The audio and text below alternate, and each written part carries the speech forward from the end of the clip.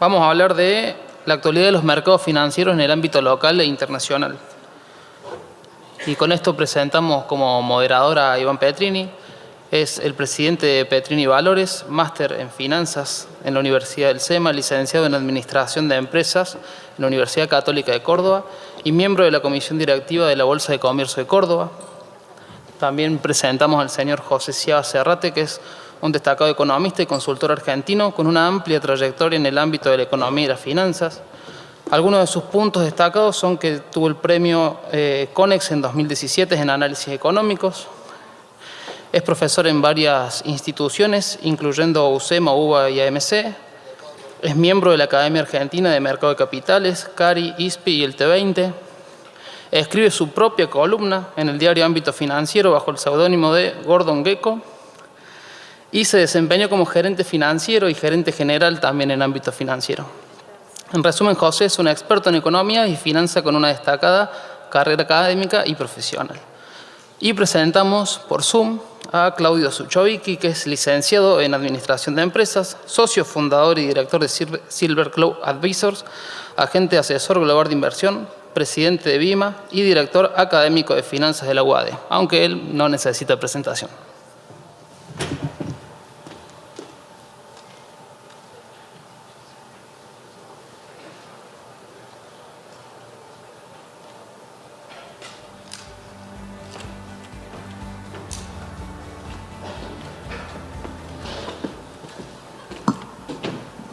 Gracias. Hola, hola. Bueno, buenas tardes. Buenas tardes a todos. Agradecerle al IAEF por la invitación a poder moderar este panel. Panel que me toca compartir con Claudio Zuchovicki y con José Sciaba Serrate, dos personalidades muy reconocidas en el ámbito de los mercados locales, dos personas muy escuchadas y con gran capacidad de análisis que seguramente nos van a ayudar, nos van a enseñar y nos van a facilitar la toma de decisiones que hacemos día a día en la finanza de nuestras empresas o con nuestros portafolios de inversión. Así que un placer, José, agradecerte que estés acá. Y Claudio, me voy a correr para verte porque te tengo a mis espaldas. ¿Cómo estás, Claudio? Está silenciado, pero esta parte... Ahora sí. Aquí a la distancia. A ver si querés hablar un poco, saludar nuevamente para que asegurarnos que el audio se escucha bien acá. Sí, igual yo vine a escuchar a José y a vos, así que está todo perfecto. Perfecto, ahora sí.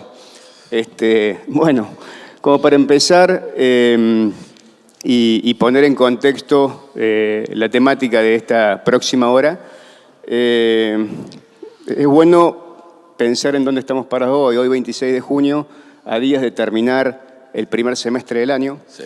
Siempre, cada vez que finaliza un periodo en finanzas, es bueno hacer revisiones de qué pasó en el periodo y qué puede pasar hacia adelante. Y la verdad que este periodo o este semestre ha sido bastante entretenido, no solo en el ámbito internacional, sino en el ámbito local también. Pensemos que arrancamos enero con un Donald Trump asumiendo la presidencia.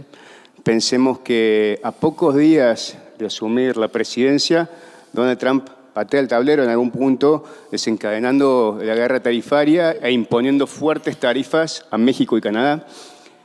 Con el correr de las horas, días, esa escalada de tarifarias va avanzando hacia otros países. Y esto desencadena reacciones distintas en los mercados. Una caída muy, muy fuerte en el S&P 500 de niveles de 6.000 puntos a 5.000, en líneas generales. Si mal no recuerdo, 14 de febrero inició esa caída, no sé por qué lo recuerdo, pero esa caída del orden del 20 a 25% generó diferentes reacciones en los activos financieros. Un periodo en donde el dólar también se depreció a niveles del 10%, un periodo en donde esta guerra comercial se trasladó a los principales, impactó en las preocupaciones de los principales managers del mundo en cuanto a la sustentabilidad de la deuda americana. Y un segundo trimestre, si descomponemos el semestre en dos trimestres, que refleja una marcada recuperación de ese índice de S&P 500 y hoy, por hoy, 26 de junio, casi que alcanzando nuevos máximos. Entonces, ¿qué pasó en ese medio? ¿Por qué tuvimos ese comeback en los mercados financieros? ¿A qué se debió? Si ya todo en materia comercial, José está más tranquilo, o la novela y la serie recién empieza y van a faltar varios capítulos más, va a ser una de las preguntas que seguramente tengamos. Así que en ese sentido te doy pie como para que sobre cada temática, tanto política fiscal, política monetaria, niveles de actividad, vayamos desglosando a lo largo de los próximos minutos para entender dónde estamos parados y qué podemos esperar para los próximos meses. Bárbaro, Iván. Antes que nada, gracias a todos por estar acá. Veo muchos amigos de mucho tiempo. Yo a Córdoba vengo seguido 1 o 2 veces por año, así que me encuentro muy bien. Y aprovecho tus preguntas. El primer punto es que este año pasó de todo en el mercado internacional y en la economía internacional. Y pasó algo que normalmente no sucede. Cambiamos de gobierno en Estados Unidos y ese presidente, Donald Trump, ha cambiado Estados Unidos de una manera que normalmente asociamos a un pequeño país, digamos, donde puede haber un cambio y el cambio político cambia todas las reglas de juego. Pero no lo esperábamos de Estados Unidos. Es el segundo mandato presidencial de Trump, es un Trump mucho más genuino, más en línea con sus convicciones y por ende más volcánico.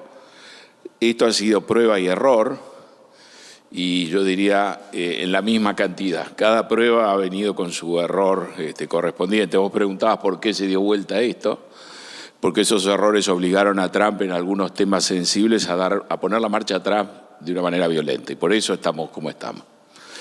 Pasó de todo en los distintos flancos. La verdad que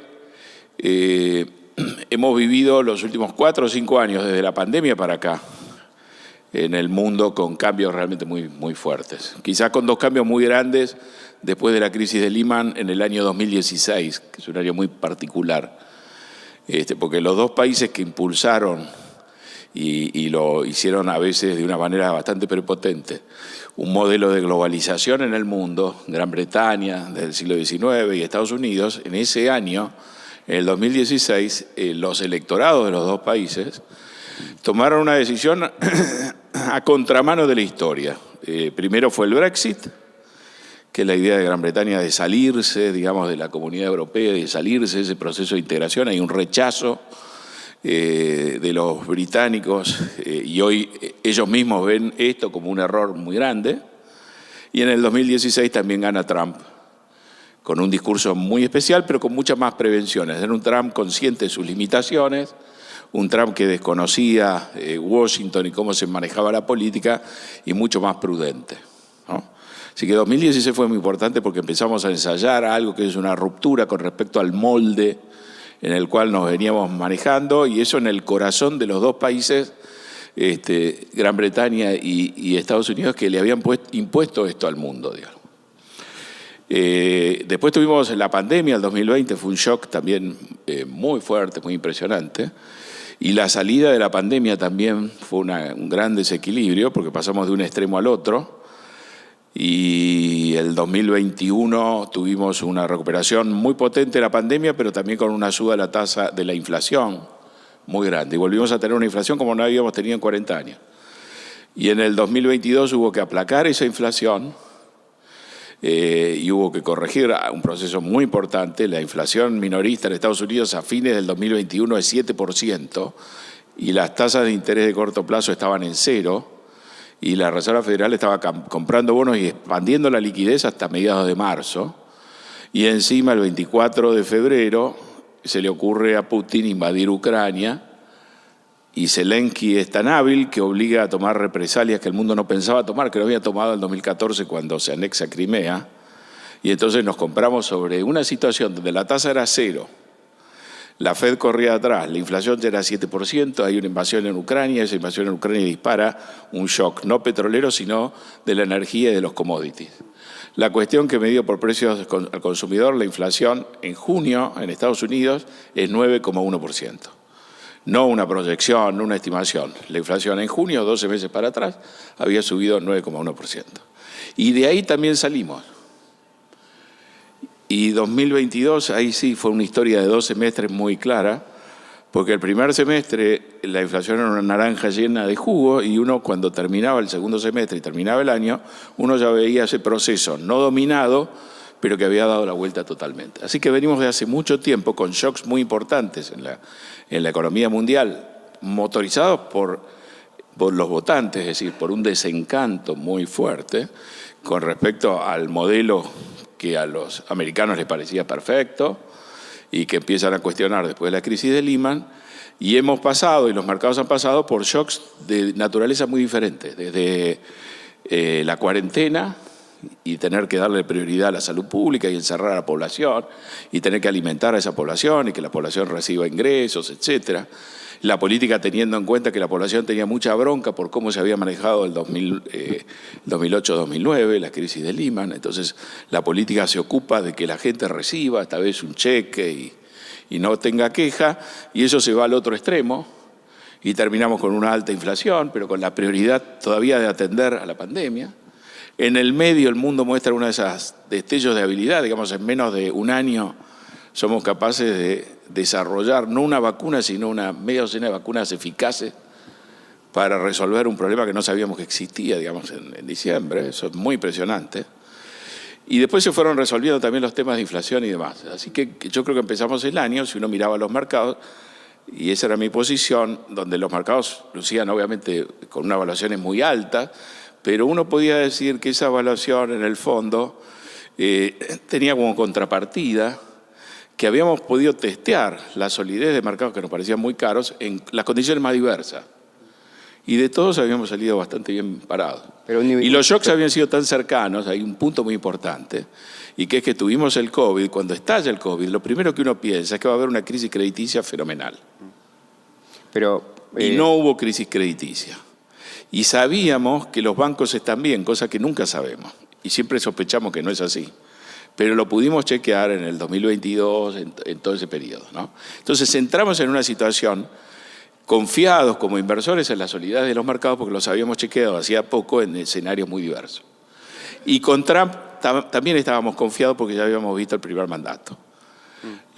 Y Trump nos avisó todo lo que iba a hacer. Trump ha tenido una sinceridad. Este es el Trump verdadero. Esto es lo que Trump quiere hacer. Sacar a los mexicanos, a los canadienses que les gusta más incorporarlos como provincia, ponerle aranceles a todo el mundo, cobrarle los impuestos supuestamente a las importaciones, supuestamente a otros países, eso no es tan así, y bajar los impuestos localmente y eventualmente no sé si reelegirse, etcétera. Pero todas las cosas que hizo las dijo en campaña y algunas eran tan disparatadas que nadie lo tomaba en serio. Porque también en su primer mandato no había sido tan agresivo, pero ahora venía con la bronca contenida de no haber sido más agresivo en el primer mandato, de no haber hecho lo que él realmente quería hacer, de haberle prestado atención a expertos y otra gente que supuestamente sabía y no sabía, y que incluso dentro de su gobierno le pusieron palos en la rueda o no ejecutaban las instrucciones que él decía. Entonces él nos dijo en campaña, había 3 temas con impacto económico muy fuertes, los 3 muy tóxicos: las deportaciones y todo el impacto de la política migratoria, los aranceles y la voluntad de sacar un paquete con reducción de impuestos. Y las 3 cosas las está ejecutando, con un gran entusiasmo en los aranceles. Entonces, ¿qué pasó el primer semestre? Trump apareció queriendo hacer y ejecutando, y nadie que lo frenara, una suba de aranceles que no hemos visto en la historia de Estados Unidos. Y apareció también con su socio en su momento, Elon Musk, con un programa de recorte de gasto. Esa era la wild card, digamos. Intentando buscar reducir el déficit fiscal, intentando traer cierta calma al mercado de bonos de deuda, ¿no es cierto? Sí.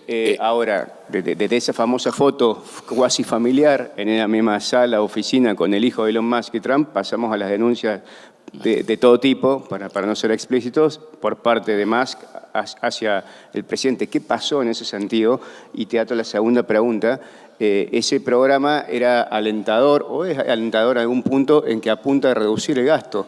Pero nos encontramos hoy, por estas horas, entiendo que discutiendo una ley que fue aprobada en diputados, está pasando a senadores, que es este famoso One Big Beautiful Bill, que pretende rebajar impuestos y rebajar gastos, pero menor cuantía, con lo cual está proyectando un déficit en el futuro más alto, todavía una carga de dólares a financiar que no hace otra cosa más que ponerle presión al dólar, hacernos cuestionar sobre la deuda americana, sobre la calidad crediticia, algunas calificadoras interviniendo últimamente, y también nos hace preguntar a muchos portfolio managers de todas partes del mundo si el dólar sigue siendo la misma reserva de valor que lo que supo ser. Entonces, ¿cómo ves? Y Claudio también, te abro acá también a tu participación, ¿cómo ven esta duda que tienen gran parte de analistas financieros de todas partes del mundo en cuanto a la dinámica del déficit americano y a la evolución de la tasa americana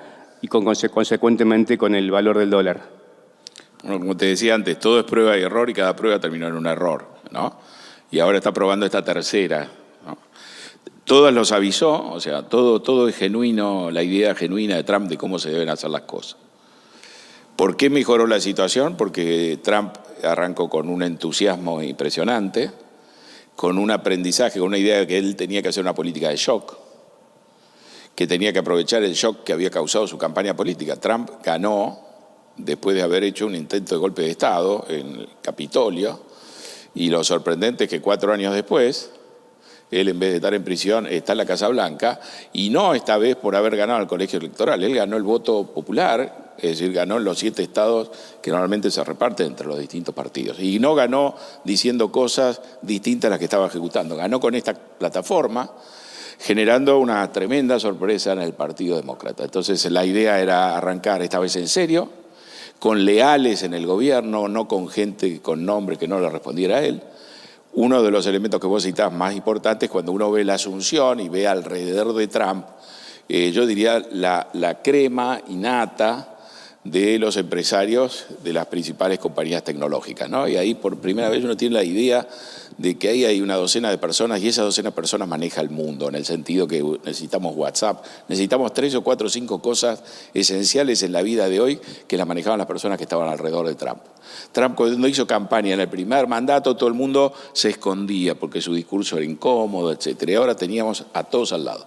Y en una característica especial, Elon Musk. Estaban todos los empresarios, Bezos, Zuckerberg, etc., pero en un papel especial Elon Musk, que como vos decís, iba al Salón Oval, no con el hijo, porque él tiene 13, 14 hijos, ¿no? Entonces, él iba vestido de sport, estaba sentado Trump de traje, él con el hijo, uno de los hijos, no sé si era siempre el mismo o iba cambiando, no sé si él lo sabe, con una gorrita de béisbol, y la imagen que transmitía era la imagen del patrón y el gerente con el saco y corbata que venía a ser Trump. Eso empezó así y terminó, en realidad está terminando ahora en un silencio mucho más grande, pero tuvo ese cortocircuito del chisporroteo.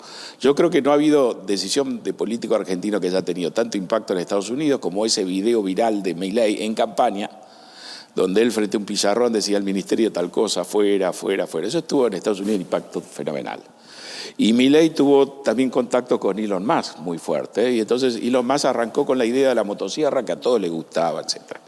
Ahora, mientras la motosierra acá fue algo que a los 30 días estaba funcionando en el sentido de equilibrar la caja del sector público, porque si no hubiera funcionado hubiéramos tenido problemas tremendos, en Estados Unidos Elon Musk, que es un fenómeno para hacer un montón de cosas, que te manda un cohete no sé dónde y cuando viene el cohete lo abraza, se inclina la plataforma y lo abraza.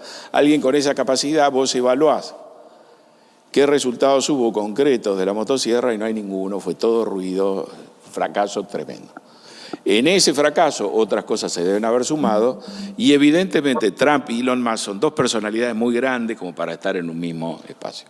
Y eso terminó mal, hubo 2 o 3 días que fue tremendo y después Elon Musk se dio cuenta que tenía que aterrizar como el cohete, digamos, no lo iba a abrazar Trump, pero que tenía que bajar los decibeles de las cosas que dijo y eso quedó en costado. Así que ese primer approach no funcionó, muchas otras cosas no funcionaron. Pero eso era como un wild card, como una carta oculta, como una especie de comodín. Vamos a ver qué es capaz de hacer Elon Musk, que es capaz de hacer cosas que no nos imaginamos, a ver si él consigue poner en caja el gasto. No lo consiguió. Y Trump sigue con su proyecto. Ahora, Trump, para empujar los aranceles, el 2 de abril él anuncia el sueño del pibe. Él aparece con una pancarta, no sé si lo vieron, con un arancel que le aplicaba a cada país, él le había aplicado un arancel particular, ¿no? Con una pancarta, en plena época digital, con una pancarta escrita, digamos, parecía un empresario argentino dueño de algo que le dice a los empleados, vos me tenés que escribir ahí, trae una... Escribimos, presentamos, todo el mundo pendiente a ver qué arancel te había puesto Estados Unidos, ¿no? Y estaban todos los países del mundo y otros que son códigos de internet, no son países, son islas, hay unas islas donde no habita nadie, también tenía un arancel, supuestamente había una fórmula, y el 2 de abril yo diría fue el punto más alto de la euforia y de la confianza de Trump en su capacidad de estadista. Y eso era lo que él quería hacer, ponerle esa gama de aranceles, 10% a todo el mundo, y después, según la cara, a distintos países, distintos aranceles. Eso arrancó el 2 de abril, eso se llamó el Día de la Liberación. La bolsa, vos dijiste muy bien, hizo récords hasta el 19 de febrero. Trump asumió el 20 de enero. La bolsa esta vez subió durante la campaña, a diferencia de la primera campaña. Ahora, en marzo nos dimos cuenta que él le quería aplicar aranceles a México y Canadá. En serio. Y ahí, cuando el mercado se da cuenta de que esto venía en serio, el mercado que relativizaba lo que él decía se destruye. Y después del 2 de abril esto se acelera. Y esto dura una semana solamente. Así que la intención más fuerte y el programa que tenía Inspector Trump se anula a la semana después. Y se anula porque se prendía fuego el mundo. Entonces el secretario del Tesoro, que el 2 de abril en una entrevista en televisión, la presentadora de televisión le dice, mirá, ahí China aparece con 34% de arancel. Ya le había aplicado 20%. Quiere decir que China va a pagar 54%. El secretario del Tesoro le dice, me parece que sí. O sea que ni siquiera el secretario del Tesoro sabía lo que estaba sancionando. Ahora, una semana después, Trump da marcha atrás porque se le prendía fuego el mundo y la caída fue de casi el 20%, casi un bear market.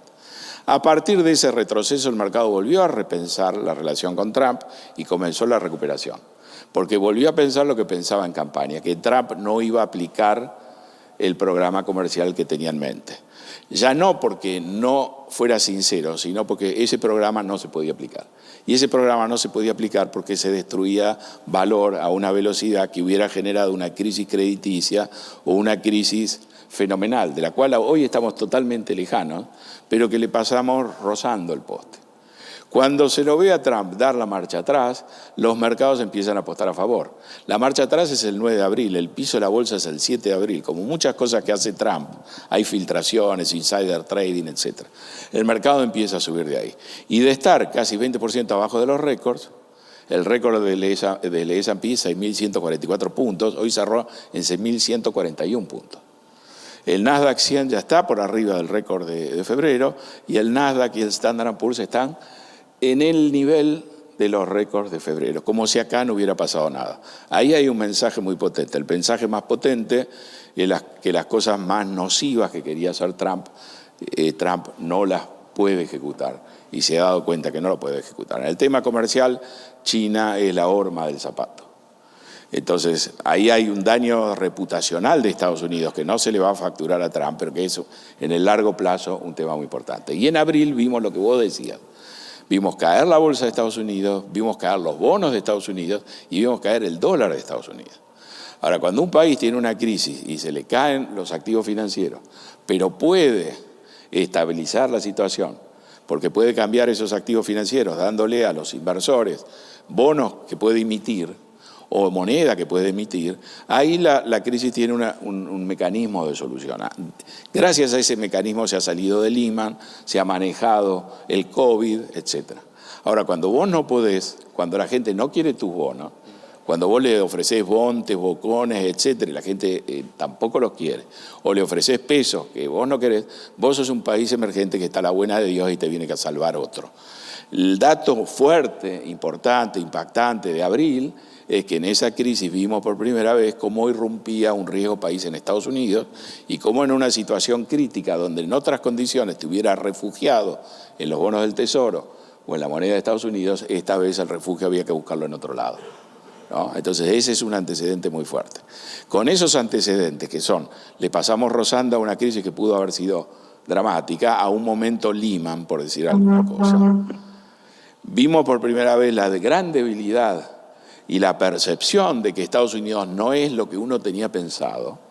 Y eso es lo que ha generado Trump, esta sensación de que prácticamente Estados Unidos es un país bananero donde cambiamos el líder y vino alguien y ese alguien hace lo que se le canta independientemente de las normas, de la tradición, etc.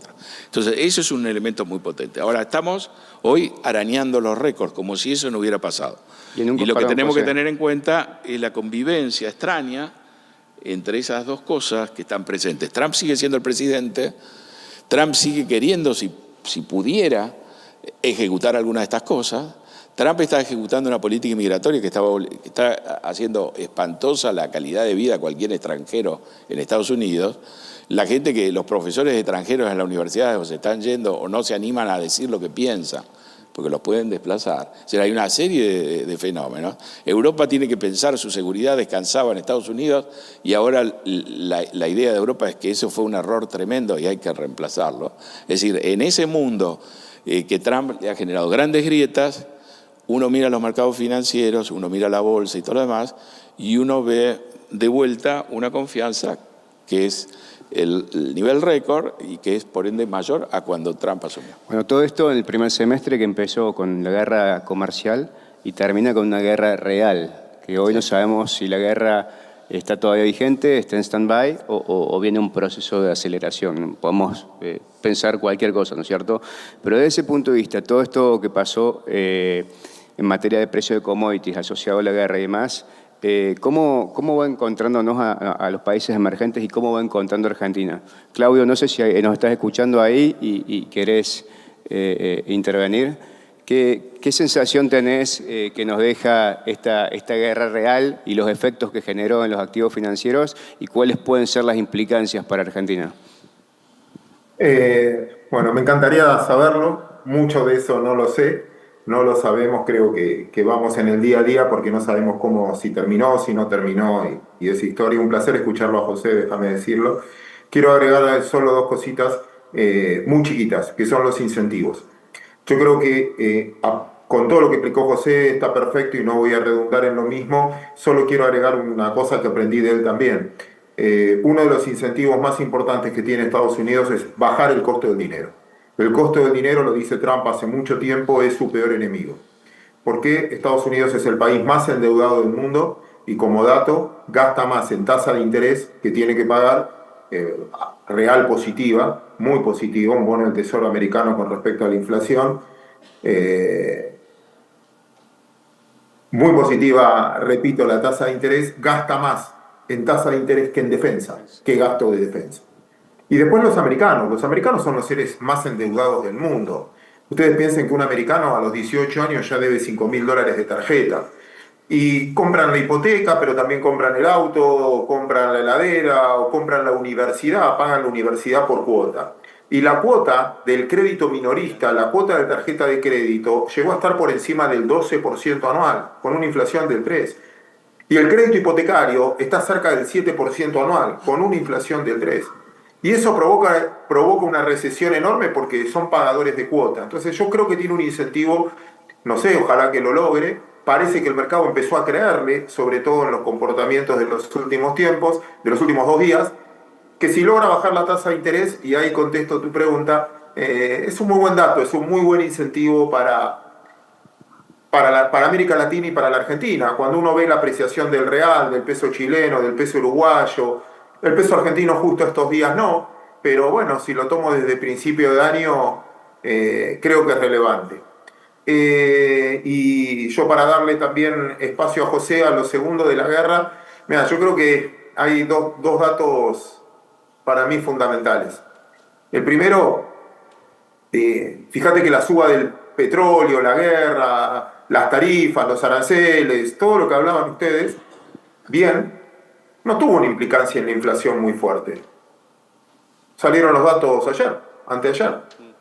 Una suba de precios no necesariamente es inflación. Creo que le daría mucha importancia a la inteligencia artificial, creo que esa fue la gran diferencia en la guerra. No es que veíamos soldados entre Irán e Israel. Bueno, nada, obviamente uno matando civiles y el otro quirúrgico, pero el comportamiento de los Estados Unidos nos hace pensar, y cuando miro que Nvidia vale el doble de lo que valía hace un mes, me hace pensar la fuerza de la inteligencia artificial. Y cierro el comentario. El otro día vi un gráfico de Morgan Stanley que me llamó la atención, pero me pareció muy relevante, sobre todo a nosotros que hablamos de mercado, o este panel que también es de mercado, ¿no? Él decía, la revolución del automóvil en el año 1900, ¿cuál fue la industria que más impulsó? No fue la automotriz. La automotriz hoy, obvio, y las acciones de autos subieron un montón. Decía, quizás una de las empresas que más subió y que más generó en aquel momento fue Walmart, porque el consumo empezó a ir a otros lados, empezaron a trasladarse, ir a vivir más lejos, se abrían hipermercados alrededor, que es lo derivado, esto es lo que aprendí en bolsa después de 40 años de bolsa, que uno tiene que invertir en las empresas que son proveedores de las que le va bien, no de las que le va bien. O sea, si ustedes van a construir un edificio, no sé cómo les va a ir, pero el que le vende el ladrillo, el espejo, el inodoro, seguramente le va a ir bien. Cuando aparece Wi-Fi como dato, lo que decía José hoy con la tecnología, estas empresas que estaban al lado de Elon Musk, ¿no? Mark Zuckerberg, Altman, Elon Musk. ¿Cuál fue la industria que revolucionó? Esa, Wi-Fi. Que yo puedo usar Google, Netflix. ¿Podría usarla sin Wi-Fi? ChatGPT. Y ahora la inteligencia artificial. ¿Qué va a revolucionar? Que va a movilizar más allá de las empresas fabricantes de chip. Entonces, a tu respuesta me parece que si yo creo en los mercados como evolución, ven esto como un ciclo donde a mi gusto y completamente subjetivo, y no represento a nadie con lo que voy a decir ahora, me represento a mí, nada más que a mí, ganaron los buenos, y creo que la reacción de los mercados demuestra que hay más expectativa futura que miedo futuros. Se entiende el punto, Claudio. Y ya bajando un poquito, o Argentina, viniendo más a la región, a ver, vos decías recién que tal vez el impacto o la suba de los precios de los commodities no impactó tanto en inflación. Ahora, los últimos datos de la Reserva Federal o los últimos comentarios de la Reserva Federal de la semana pasada mostraron un tono un poquito más hawkish, más cauteloso. Si bien el mercado espera dos bajas de tasa, corregime José, pero no sé si la Reserva Federal en su dot plot es como que está pensando en una, o algunos presidentes de la Reserva Federal se mostraron como en suerte un poco más cauto. Acá mi pregunta es, ¿se muestran más cautos porque los datos hard vienen bien, el crecimiento de la economía viene bien, la inflación viene bien, no está descendiendo, tampoco acelera, no sé, pero no se quieren apurar y tampoco quieren dejar apurar por Trump, que está en algún punto prepoteando a Powell? A ver, la Reserva Federal empezó la baja de tasas el año pasado en septiembre. Bajó medio punto en plena campaña electoral. Ese medio punto, si uno lo mira de afuera, parece una jugada política, ¿no? Con un cuarto hubiera estado bien. La segunda reunión que vino después fue en noviembre, 2 días después de la elección, ya sabiendo que Trump iba a ser presidente. Bajó un cuarto y en diciembre bajó otro cuarto. Bajó 1 punto la tasa. Dijo, a diferencia de la primera campaña, que la baja no tenía nada que ver con nada que había dicho Trump, que iban a esperar que Trump asumiera y que tomara las decisiones políticas, ellos no iban a prejuzgar. Pero digamos, en el último tramo del gobierno de Biden, bajaron la tasa 1 punto y uno hubiera estado más alineado con una baja de medio punto. Ahí fueron agresivos y tomaron un colchón. Sabían por experiencia que Trump iba a sacudir a Powell porque lo había hecho con Janet Yellen en el primer mandato, y cuando le tocaba a Yellen renovar el mandato, Trump no lo renovó y lo eligió a Powell, entre otras cosas, porque era un votante republicano, ¿no? Ahora, esto es como cuando uno nombra un juez. Uno pone un juez y una vez que el juez tiene estabilidad, después ya no le atiende el teléfono. Y con Powell, Trump ha tenido agarradas tremendas, ¿no? Entonces la Fed, creo que lo que hizo fue ser muy agresiva en la baja de tasas antes del cambio de gobierno y después sentarse a esperar a ver qué era lo que Trump iba a hacer. Y obviamente la política arancelaria de Trump ha sido tremendamente agresiva, y lo primero que uno piensa sobre todo en una situación donde la inflación todavía está bajando y no ha vuelto a la meta, y que uno podía tener un problema ahí. Entonces la razón para no intervenir es eso. Ahora, lo que pasa es que ya tenemos data de inflación de los 5 primeros meses del año.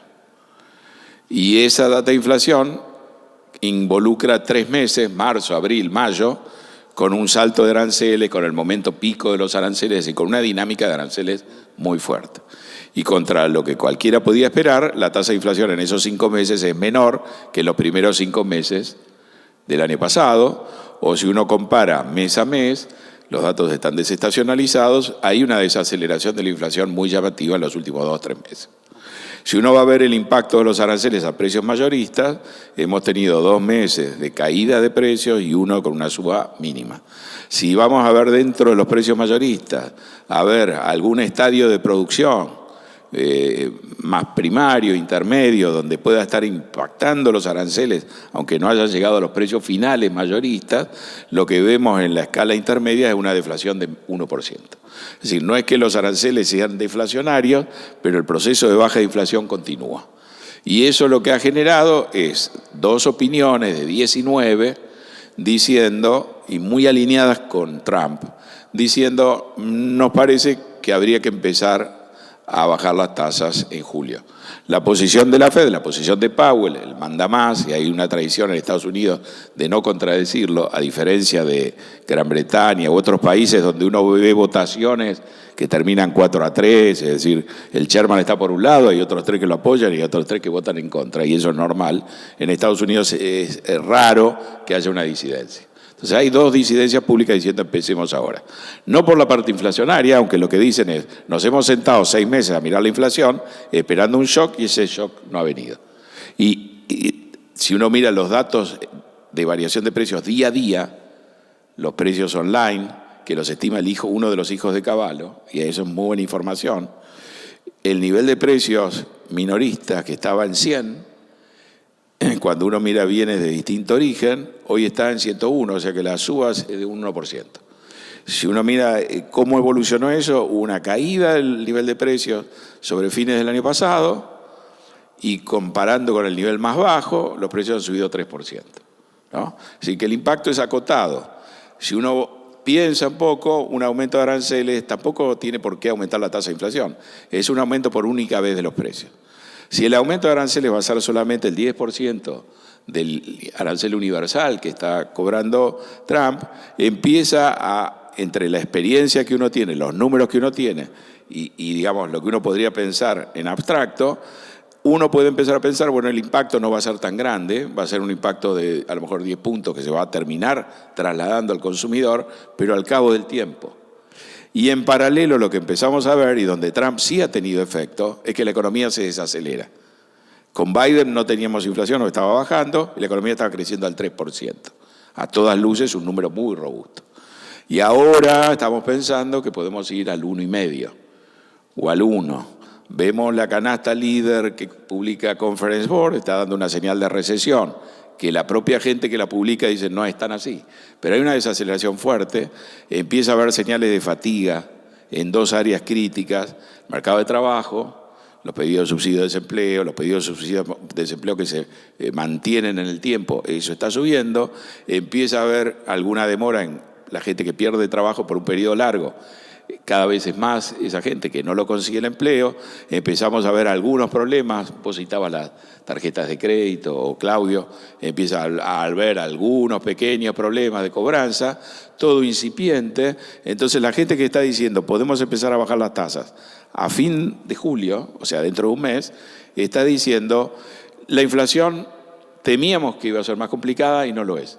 Y empezamos a ver por este otro frente un problema. Las tasas de la Fed están en 4,5 y la inflación, si uno mira la inflación que sigue la Fed, está 1/10 por encima del 2%. Entonces, el que quiere bajarla ahora dice, bajémosla ahora un poquito y después seguimos viendo, porque tenemos margen para bajarla y para ver.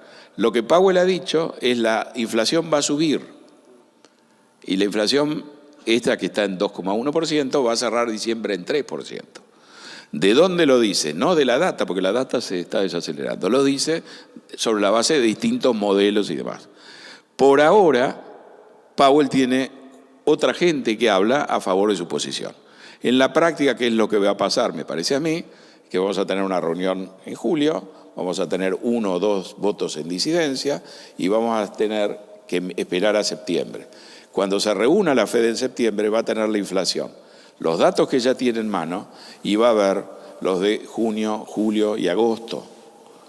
¿Okay? Con esos 3 meses, si la data sigue mostrando lo que muestra ahora, vamos a tener la decisión unánime de bajar 1/4 de punto la tasa de interés. Okay. Bueno, ojalá ese sea el escenario. Entremos en un sendero de tasas internacionales. Ahí veo, Claudio, que levantas la mano y te doy pie para esto, para ir entrando un poquito en terreno local. Pero pensemos que ese es el escenario, que las tasas internacionales bajan. Tasas internacionales en camino descendente favorecerían claramente a países como Argentina. Y ahí, entrando en Argentina, te pregunto, la historia, dado que ya conocemos la historia reciente, dado que ya conocemos las anclas de este modelo, ancla fiscal y ancla monetaria, te hago una pregunta que nos preguntamos todos los días en la industria financiera, Claudio. ¿Qué está faltando en ese sentido para que Argentina empiece a recuperar reservas, a acumular reservas? Que te diré que es la pregunta hoy que se discute con todos los clientes, con todos los colegas, en el sentido de que el fondo ya está en estos momentos en Argentina, tengo entendido, viene la revisión y el punto que está en discusión, que no hemos alcanzado en cuanto a cumplimiento de metas, es particularmente las reservas. ¿Qué comentarios tenés ahí? Cuando levanté la mano quería agregar una sola cosa. La ventaja de estar online es que estoy con el teléfono en la mano, ustedes no. Y no sé si será verdad o no, pero Trump acaba de tuitear que ya llegó a un acuerdo comercial con China más prolongado. Tuit de recién. Pero bueno, no sé si será verdad o no. Vamos a tu pregunta. Déjame hacer una contestación media usando un argumento previo que estoy usando mucho últimamente, de un amigo. Si yo te pregunto, Iván, o te pregunto, José, que estás ahí, si yo te doy a elegir entre algo incierto o algo cierto, ¿qué preferís? ¿Lo cierto o lo incierto? ¿Qué prefieres? Voy a dejar que conteste José, porque a mí me invitaron a moderar, no a contestar. Si Así lo que único José. que varía es la certeza, obviamente voy a preferir la certeza. ¿Y si la certidumbre es mala? Si la certidumbre que te doy es mala, ¿preferís vivir incierto para no enterarte o preferís la Si uno certidumbre pudiera igual? elegir, uno jugaría la primera carta y después contestaría tu pregunta en función del resultado que ya vio. Es decir, yo primero jugaría un pleno a tal número y después que no salió ese número, tomaría tu segunda opción. Diría, prefiero la incertidumbre y volver a tirar la ruleta. ¿Por qué juego con este ejemplo últimamente, que es de un amigo? Porque en el fondo todos me van a contestar, si yo abro la pregunta al público, algunos prefieren la certidumbre absoluta y otros, ¿sabes qué? Si hay algo muy malo, prefiero no enterarme y seguir viviendo, total, no tengo nada para hacer. Si no depende de mí, no. Depende de la personalidad de cada uno. Y yo siento en la pregunta, Iván, que yo tengo que decir antes, estoy obligado a decir antes, que teníamos la certidumbre absoluta en el 2023 que Argentina explotaba por el aire. Absoluta. Creo que ningún argentino discutía que Argentina explotaba por el aire. Hoy tengo incertidumbre. Y festejo esta incertidumbre con la certidumbre que tenía de donde veníamos.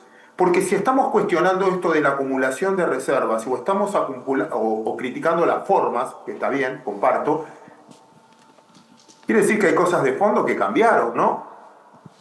Que cambió la tónica. Argentina flota el tipo de cambio. Flota es lo que pasó. ¿Sabes cuánto subió desde que levantaron, si querés, el cepo? Valía 1060 el real, el oficial 1020 creo. 1200. Subió más que el real. Más que el real se apreció, vale 5,50. Y además, como flota, además de flotar, si quieren, el segundo condimento que tiene es que tiene superávit fiscal. Yo no sé si alguien de la sala alguna vez se quedó sin laburo. Yo me quedé sin laburo una vez. Cuando te quedas sin laburo, dependés de tus reservas. Y tenés que tu cuenta comitente vuela, porque tenés que vivir de intereses. Cuando tenés flujo y tenés laburo, tu cuenta comitente no la mirás todos los días. flujo y stock. Obvio que es mucho mejor tener reservas, obvio que es mucho mejor tener reservas. Pero tenés superávit y el dólar flota, no le tengo que vender a los importadores. Subirá el precio, como subió hoy, como subió la semana pasada, como quizás suba estos 2 meses, terminada la cosecha gruesa. Pero cada vez que sube, porque tenemos un déficit de la cuenta corriente, porque hubo 2.500 palos de demanda de minoristas, porque importás maquinaria, por lo que fuera, hay menos pesos en el sistema. ¿Con qué se compra dólares? Y la contracara que te pregunto es, ¿qué es lo que te dice el gobierno en definitiva? El gobierno administra la cantidad de pesos que hay en circulación. ¿Querés dólares? Bueno, los vas a comprar, en 1.400 te van a dar, y tienen las reservas para dártelo. En el resto flota. Y si vos querés que compre reservas, que constituya reservas, ¿cómo las tiene que constituir? ¿Comprando dólares? ¿Y cómo hace para comprar los dólares el Banco Central? ¿De dónde saca la plata el Banco Central para comprar dólares? ¿Vos me estás pidiendo que emita, Iván? Va a comprar con superávit fiscal. Eso es lo que dijeron. Va a comprar economía. Con superávit fiscal. Sin emisión monetaria. Y ahora, como hay una pelea política, que para mí es mi mayor incertidumbre, cuando a mí me toca explicar por qué el riesgo país no afloja, por qué la bolsa argentina no entró en esta fiesta que entró el resto de los países, incluso Brasil.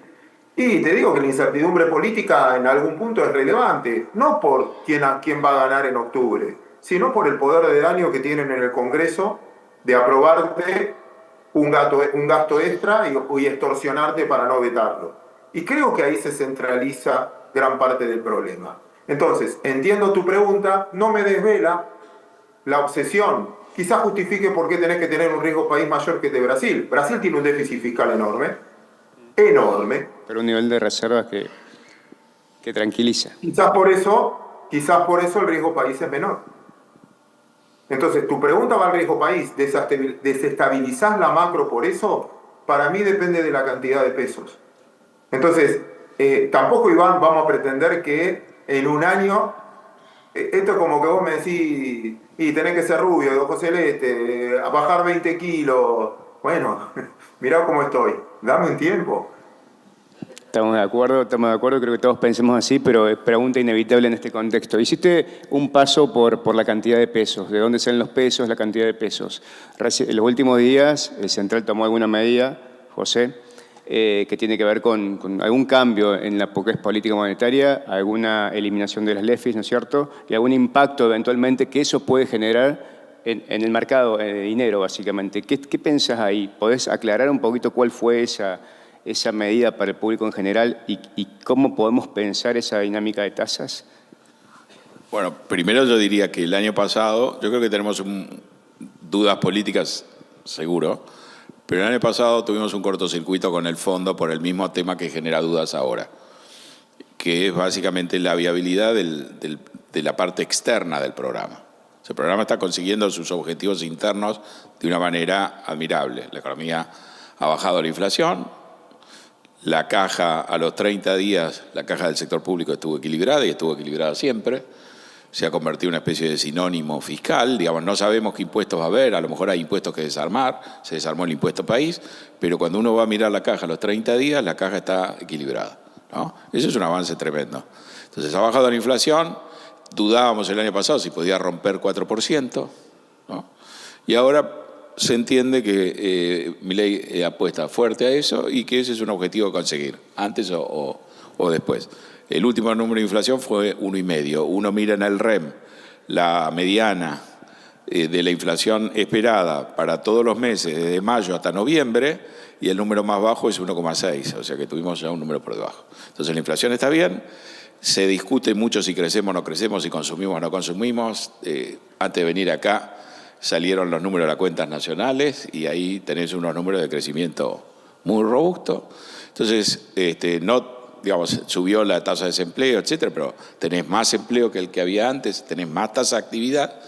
Milei se ve favorecido por esta economía de plataformas, Uber, Rápido, que hace que uno ajusta empleo y hay una parte del empleo que se va creando, obviamente, informal o por cuenta propia, en los Uber y en una serie de servicios que está absorbiendo y está mitigando, digamos, lo que sería un problema. O sea que la parte del equilibrio interno del programa funciona muy bien. Y las dudas, y eran las dudas el año pasado, y eran las dudas con el fondo, y quedó por escrito después de la 8ª revisión, que fue la última que se hizo del viejo acuerdo. El fondo pone por escrito, tenés que eliminar el dólar blend a fin de junio. Y el gobierno le dijo que no. Y no se pusieron de acuerdo sobre esa parte y no hubo el último desembolso de 1.000 millones, etc. Y en esos meses, junio, julio y agosto, donde las cosas internamente funcionaban bien, pero había una sensación de que el programa, que el tipo de cambio estaba atrasado, el programa no era viable mirándolo desde la balanza de pago, ¿no? Y ahí cuánto el dólar se fue a 1.400, 1.500 pesos, el riesgo país se fue a 1.500 puntos, ¿no? Yo creo que hay que comparar las dudas que tenemos ahora con ese nivel. Hay una mejoría en ese flanco muy sensible. Tuvimos 4 meses discutiendo con el fondo. La discusión importante, el fondo ha aceptado, y si uno lee la letra chica, hasta ciertos puntos de vista con respecto a Milei. Y Milei lo que le ha concedido, ya no está el dólar blend, y flota. Pero es una flotación, yo diría, muy nominal. Uno ve la variabilidad del tipo de cambio nominal y es muy escasa. Si uno no leyera todos estos documentos, uno podría pensar que hemos pasado del crawling peg al 2%, al 1%, y que ahora estamos al 0%. ¿No? El programa ponía una meta de acumulación de reservas y esa meta no se está cumpliendo, y de vuelta estamos con el problema del sector externo. Estamos viajando todos, digamos, no sé si van a alcanzar todos los dólares de vaca muerta, porque si van a entrar a 30.000 millones de dólares de vaca muerta, vamos a pasear por todo el mundo y vamos a venir acá, no sé, a cobrar la jubilación y seguir.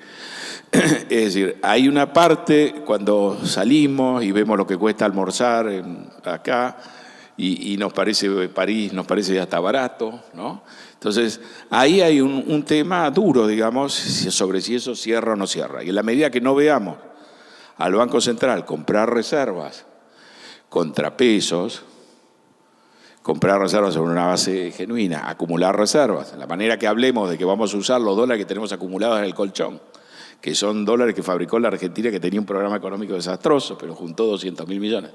Y no estamos viendo cómo los acumula ahora, esas dudas siguen estando y están de una manera muy natural. Es una gran ventaja que ahora flotemos y no tengamos tipo de cambio fijo. Pero no estamos viendo mucha flotación. Seguimos con un anclaje cambiario muy fuerte, porque el elemento fundamental del acuerdo fue conseguir desembolsos frontales del fondo y de organismos multilaterales en una magnitud muy grande este año, en un año donde el mundo, Trump tomaba una decisión, otra, podía pasar cualquier cosa. En abril el Banco de Inglaterra tenía proyectado emitir un bono o colocar un bono a mediano plazo y tuvo que cancelarlo por la incertidumbre o reemplazarlo por colocaciones cortas. Entonces, lo bueno del acuerdo, lo fundamental del acuerdo, es que básicamente sabemos que este año tenemos 13.000 millones de dólares, hay que tocarlo, por encima de los vencimientos. Pero hacia adelante la vida continúa. Y yo creo que ahí está el corazón de la duda. ¿Funciona esto? ¿Es viable? ¿No es viable? ¿No? Entonces, y esto lo vamos a tener que resolver. No. En ese sentido, uno no puede pedir que se haga todo ahora, etc.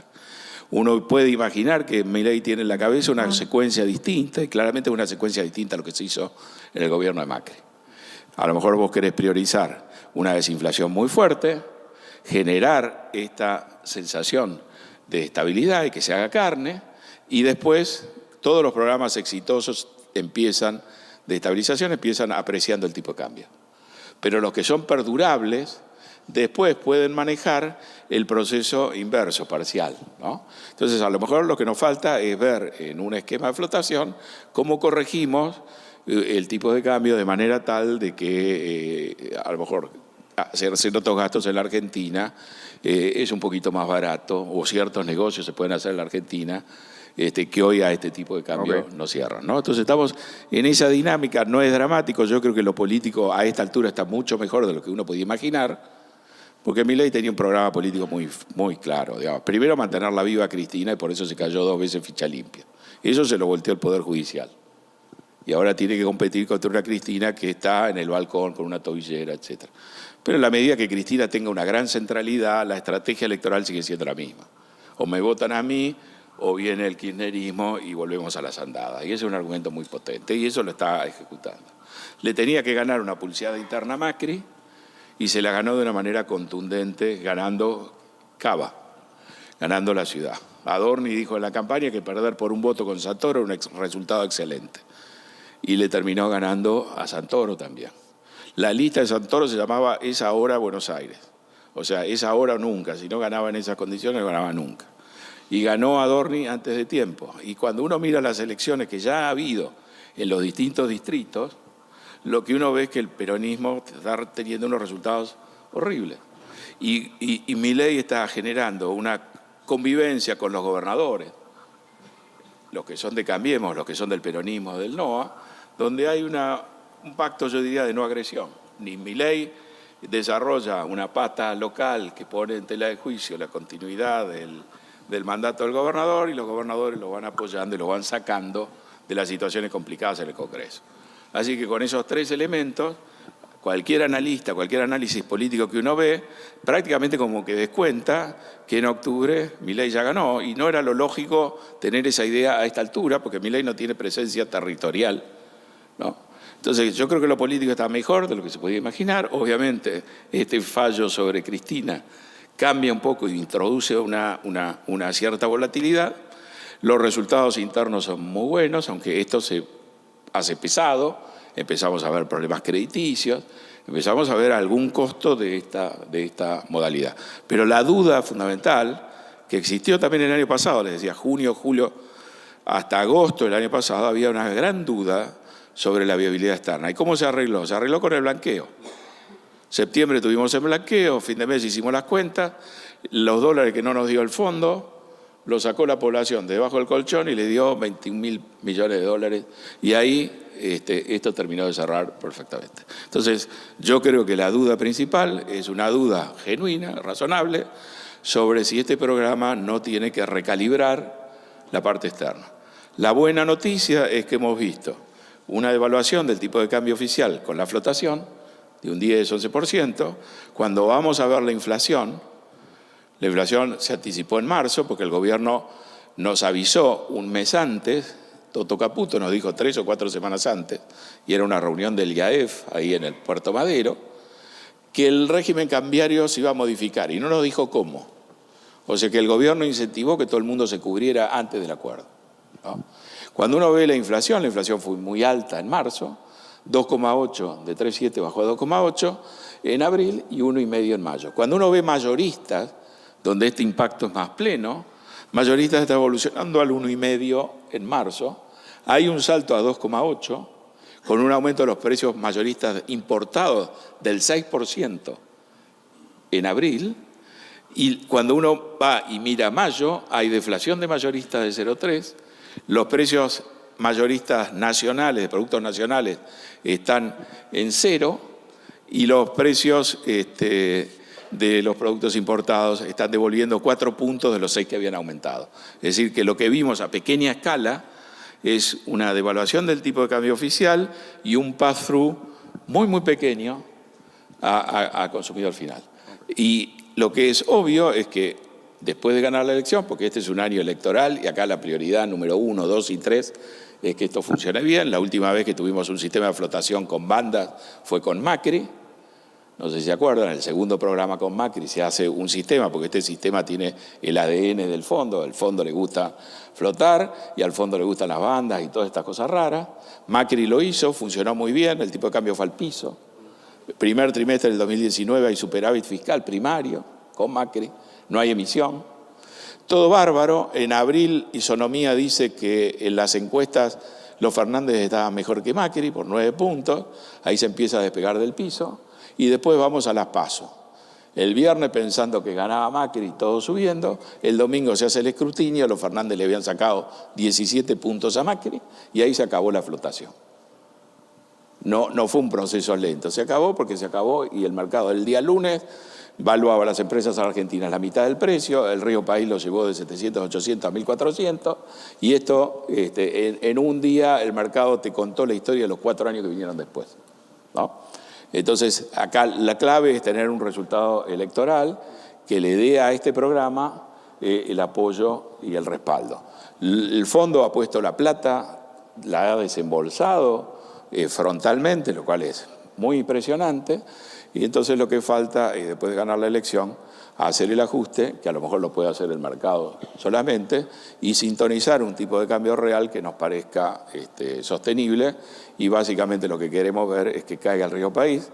El programa está hecho para que en el 2026 Argentina salga a los mercados internacionales, y aún con este nivel de duda, ya Caputo, que lo que si sabe hacer algo es vender bonos, de todos los colores, ya le ha vendido a los inversores internacionales un bono en pesos, ¿no?, por $1.000 millones, y ahora ha abierto el juego. Es decir, claramente, aún si Trump hace macana, pero es probable que haga menos macana, la Argentina pueda colocar deuda en el mercado internacional, y entonces lo que va a necesitar comprar de dólares en el mercado serán los intereses que los va a comprar supuestamente con el superávit en pesos, va a tener que comprar los dólares y los va a poder hacer. A lo mejor con un tipo de cambio más alto, eso ya se verá. Clarísimo. Claudio, hagamos futurología, a vos siempre te gusta hablar del futuro, y pensemos que esto que viene planteando José entra en un círculo virtuoso en donde se acomoda el plano político. Pensemos que el parche para la acumulación de reserva viene por el lado de la emisión de deuda de las provincias. Hoy Córdoba colocando un bono por casi $800 millones, donde rescata su bono anterior, pero 300 adicionales en teoría entrarían a las reservas, y hay provincias que están esperando salir al mercado. Cubrimos las necesidades financieras y logramos disminuir el riesgo país, como plantea José, para 2026, apoyados por el buen momento político, y logramos rolear la deuda y llegamos a ese 2028, 2029, 2030 al que todos queremos llegar, ¿no es cierto? Con un superávit de balanza comercial, o un superávit comercial, mejor dicho, donde ya Vaca Muerta nos ofrece todos los dólares que tiene para ofrecer, donde el litio nos ofrece, o la minería nos ofrece todo lo que nos tiene para ofrecer, sumado a buenos momentos de campo. Hay un tema que también siempre se pone sobre la mesa, que en ese escenario tendríamos que prepararnos para una Argentina cara, o con un tipo de cambio real en algún punto apreciado en ese sentido. ¿Qué pensamientos se te vienen a la mente en ese sentido? Mira, el otro día creo que nunca me insultaron tanto por decir esto que voy a repetir ahora, pero bueno, es mi error, o sea, es dicho de caso, ¿no? Y siempre digo que hablo a título personal y no represento a nadie en mi respuesta. Nada, yo creo que tiene un sentido enorme. Yo tengo nunca me deja nombrarlo, pero un tipo que me enseñó mucho en finanzas, mucho, a quien admiro un montón, le digo el gaucho en el mercado financiero, me enseñó que uno tiene que ahorrar en la moneda de los países donde se iría a vivir. Que uno tiene que ahorrar en la moneda de los países donde iría a vivir. Entonces, en ese contexto, siempre miro un mapa del mundo y digo, che, qué bueno dónde vivimos hoy los argentinos. Si yo no los veo, perdón, pero no los veo. Pero si yo les pregunto ahí quién conoce Punta Cana, quién conoce República Dominicana, y quizás muchos me levanten la mano. Pero si les digo quién conoce Haití, y quizás nadie, o fue por ayuda humanitaria, comparten la misma isla. Y Haití es mucho más barato. Es re barata en dólares, pero la gente no va. Argentina era re barata en dólares, y venían los uruguayos a comprar, todo. Pero no significa que teníamos una buena calidad de vida. Muchos argentinos se fueron a vivir a Uruguay en el 2021, 2022. De patrimonio, de mucho patrimonio. Y Uruguay era 5 veces más cara que Argentina en dólares. ¿Uno qué compra cuando vos comparás? Mira, hice este trabajo. Lo hice usando inteligencia artificial en ese caso. ¿Cuál es la capital más barata del mundo en metro cuadrado? Caracas. $500 el metro cuadrado. ¿Cuál es la capital más cara del mundo? Hong Kong, $25.000 el metro cuadrado. En el medio, Europa en $10.000, $12.000 el metro cuadrado. Estados Unidos, $10.000 el metro cuadrado. Brasil, $3.000. Argentina, $2.600, $2.500. Chile, $2.500. Paraguay, Perú, Colombia, $1.800. Pero después le preguntaba, ¿cuántas horas tenés que trabajar para comprar un metro cuadrado? ¿Sabés cuál es la ciudad más cara del mundo? Caracas. ¿Por qué? Porque ganan $50 promedio, necesitan 10 salarios para comprarse un metro cuadrado. Y Argentina pasaba a estar entre las más baratas. Hay un punto donde uno dice, bueno, ¿cuánto vale la seguridad jurídica? En el mundo de hoy, nosotros tenemos para ofrecer, teóricamente, promesa, minería, ¿no? La cordillera, están todos con que encontramos la mayor mina de cobre, no importa, litio, minería, vaca muerta. ¿Dónde preferís vos, Iván, hacer un contrato? ¿Con un país en Medio Oriente o con Argentina? El día de mañana. ¿Cuánto vale la seguridad jurídica? China es el país que más gente sacó de la pobreza en los últimos 50 años. La bolsa de Shanghái nació en 1993. Si hubieses invertido $1.000 en 1993 en Shanghái, ¿sabés cuánta plata tendrías hoy, Iván? ¿Cuánto? 890. Pérdida de plata. Ese es el valor de la seguridad jurídica. El dueño de Alibaba desapareció, después lo aparecieron de nuevo. India multiplicó por 13. Yo, no sé, yo entiendo que uno no compra metro cuadrado, caro, barato. Compra seguridad, compra respeto por los contratos, compra propiedad privada. Y puede ser, Argentina vivió en la década del 90 toda una década cara en dólares. Un dólar muy depreciado también, ¿no? Obviamente que el dólar vale mucho menos que antes. Pero entiendo que hay un montón de cosas que Argentina es cara en dólares. El otro día, escuchen esto, también hecho con IA. Argentina es el segundo país más caro del mundo en el índice Big Mac. Pero si neteo todos los países de impuestos, le saco los impuestos a todos los países, Argentina es la segunda más barata. ¿Qué pagamos? Impuestos. O a los cordobeses no les jode los ingresos brutos. O capital, o lo que fuera. Lo que fuera. Entonces, yo creo que la famosa batalla es ¿cómo hago para bajar el costo argentino? Porque si no, yo lo único que escucho a todos es, sí, Argentina es cara en dólares. ¿Cuál es la propuesta? ¿Devaluemos? ¿En serio creen que la devaluación va a ser la Argentina efectiva? Hace 70 años venimos devaluando y cada vez estamos peor. Ataquemos el costo argentino. Provincial, municipal, nacional. Creo que ese es el debate, hablando a futuro. Terminé. Clarísimo, y creo que todos compartimos en esta sala un poco tu diagnóstico, Claudio. Déjame, para ir terminando, hacerte una pregunta, ya no como consultor financiero o como speakers de diferentes eventos, sino en tu nuevo rol, ya no tan nuevo, han transcurrido un par de meses, pero como presidente de Vima. Yo como participante de mercado y muchos de los que están acá, entiendo que podemos tener las mismas inquietudes. En una Argentina que va a necesitar mucho financiamiento, las empresas privadas van a necesitar mucho financiamiento, ¿no es cierto?, para desarrollar esto que queremos lograr desarrollar del superávit energético y demás. El mercado de capitales tiene que cumplir un rol fundamental y debería cumplirlo. ¿Cómo pensás, Vima, cómo pensás los mercados en general y cómo pensás las dinámicas eventualmente de estos mercados de acá a los próximos 5 años?